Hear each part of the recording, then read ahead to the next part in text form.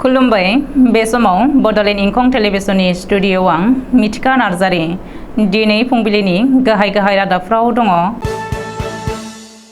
बाक्सा जिल्ला ड्राग्स डिसप'जल कमिटिया फेग्रा मुवा सावगारदों। गसाइगाव बिअ मावख'आव दुलाराय आसाम ओंखाम संग्रा आफादनि गोख्रों खुद्रिसारनाय। उत्तराखंडनि हरिद्वाराव दैबानानि रेड एलार्ट। दिल्लीआव जमुना दैमानि दैया बांफिननो हमदों। जम्मू काश्मीराव 7 सोरखारि मावफारियाफोरा साख्रिनिफ्राय होखारजादों। दानिया फैदिनि आबुं रादाबाव।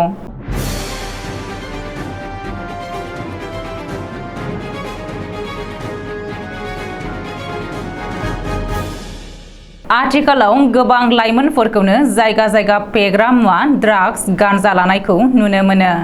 फेग्रा मुवा ड्राग्स गांजाफोरखौ लानानै गोबां लाइमोनफोरानो गावनि जिउखौ थांखि लानाय सम एबा जिउनि आद्रा बैसोआवनो गावनि आगोमा जिउखौ अबथिरा फोजोबना लानायखौबो आथिखालाव गोबां नुनो मोनोसै।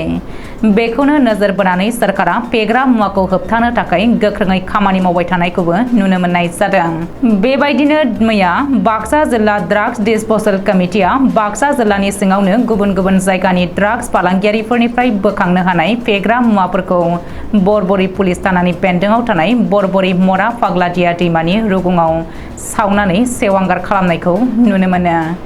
बे फेग्रा मुवा बेसादफोरनि गेजेराव गांजा 10.80 केजि, हेर'इन 80.30 केजि, जाबा टेब्लेट 4053, मेथाम्फेटामाइन 40.86 ग्राम बेफोर फेग्रा मुवा बेसादफोरखौ सावगारनानै सेवहांगार खालामो। बाक्सा जिल्लानि एसपि राजेन सिंहआ फोरमायथिनाय बायदिब्ला मैया बिथांमोना 47,85,400 रांनि फेग्रा मुवा बेसादफोरखौ सावगारनाय जायो होननानै फोरमायो। लोगोसे बिथाङा आथिखालनि लाइमोनफोरखौ थांखिनानै बुङोदि ड्राग्स जानायखौ गारनांगौ। ड्राग्सआ जोंनि समाजखौ गाज्रि थासारि फारसे लाङो आरो जेबो मोजां सोलायनाय एबा जौगानाय लाबोनानै होफैया। बे फेग्रा मुवा सावगारनाय समाव बाक्सा जिल्ला मेजिस्ट्रेटआबो नुजाथिदोंमोन। दुलाराय आसामनि गुबुन जायगायाव फरायसालियाव ओंखाम संग्रा आफादफोरा गोख्रों खुद्रिसारनाय हाबाफारि लानायजों लोगोसे गसाइगावआवबो मैया गसाइगाव ब्लक दुलाराय ओंखाम संग्रा आफादनि बानजायनायाव गसाइगाव बिअ मावख'नि दरखं मोखाङाव पेनार प्लेकार्ड लानानै गावसोरनि मोननांगौ दाबिफोरखौ लानानै गोख्रों सोमावसारो। आसाम सरकार हाय जोंनि दाबिखौ थाबैनो मावफुंनानै होनांगौ। दरमाहाखौ मास मोनसेयाव 5,000सिम खालामनानै होनांगौ। 1,000 रांजों जों बोरै न'खर सोलिनो हानांगौ होननानै बायदि स्लगानजों गोख्रोङै 2 घन्टा धरना हाबाफारि खालामो। बेजों लोगोसे गसाइगाव बिअनि जोहै आसामनि सोलोंथाइ बिफाननि मन्त्रि डक्टर रनज पेगु आरो आसामनि गिबि मन्त्रि डक्टर हिमन्त बिश्व शर्मानिसिम गोसोखां बिलाइ दैथायहरनाय जायो।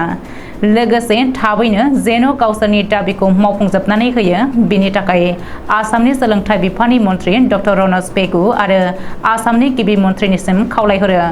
लोगोसे थाबैनो गावसोरनि दाबिखौ मावफुंजोबनानै होआब्ला फैबाय थानाय समाव गोख्रोंनिफ्राय गोख्रोंसिन सोमावसारनाया जागोन होननानै हुमखि होबावदों गसाइगाव ब्लक ओंखाम संग्रा आफादनि आफादगिरि भारती राय बिथांजोआ। आथिखालाव सा भारतनि गोबां रायजोआव गिख्रंथाव अखा हाखांनायनि उनाव उत्तराखंडनि गोबां ओनसोलाव दैबानानि गाज्रि गोहोम गोग्लैदों। समबारखालि उत्तराखंडनि हरिद्वार तहसिलनि मोन 77 गामियाव आलकानदा दैमानि दैया उसिफावनायाव रायजो सरकारा रेड एलार्ट फोसावदों। सुलुङाव फोरमायथिनाय बायदिब्ला हरिद्वारनि गोबां ओनसोलाव लेन्डस्लाइड जागासिनो दङ आरो थांनाय फैनायाव हेंथा सोमजिदों। ओजोंहाय गंगा दैमानि दैयाबो खैफोद सिमानि गोजौजों बोहैगासिनो दङ। बेनिखायनो उत्तराखंड आरो उत्तर प्रदेश सरकारा आलकानदा दैमा आरो गंगा दैमानि रुगुङाव दाथांथों होननानै बयखौबो खावलायहरदों। हादरनि राजथावनि दिल्लीनि जमुना दैमाया आथिखालाव बांफिननो हमदों। रानखालांनाय दैया गोजौआव दावखोफिननायखौ नुनानै आथिखालाव दिल्लीनि गिबि मन्त्रि अरविन्द केजरीवालआ जिंगा सिदों। सेन्ट्रेल वाटार कमिशना मिथिहोनाय बायदिब्ला आथिखालाव जमुना दैमानि दैया 205.50 मिटार गोथौ जाबाय। बेनिखायनो जमुना दैमानि साखाथि फाखाथि थानाय सुबुंफ्रा गावबा गावनि न'खौ नागारनानै गोजौ जायगायाव आश्रय लाहैफिननांनो हागौ होननानै मिथिहोदों। मख'नो गोनांदि थांनाय समफोराव दिल्लीयाव अखा थोबसेबो हायाखैमोन। नाथाय अब्लाबो जमुना दैमानि दैया खैफोद सिमानि गोजौआव दावखोहां बोहैगासिनो थानायखौ नुनानै गोबाङानो जिंगा सिदों।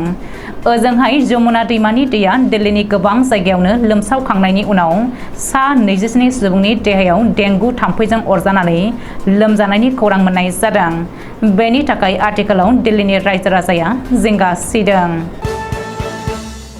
जम्मु काश्मीरनि सोरखारा रायजोनि गुबुन गुबुन बिफानाव गासै 7 मावफारियाफोरखौ आयेनारि बेरेखा हाबा मावनायनि जाहोनाव साख्रिनिफ्राय होखारदों। बिसोरनि गेजेराव 2 डाक्टारा जिनाहारि जानाय केसखौ नंखाय फोरमानलाइ होनानै साख्रिनिफ्राय होखारजादों।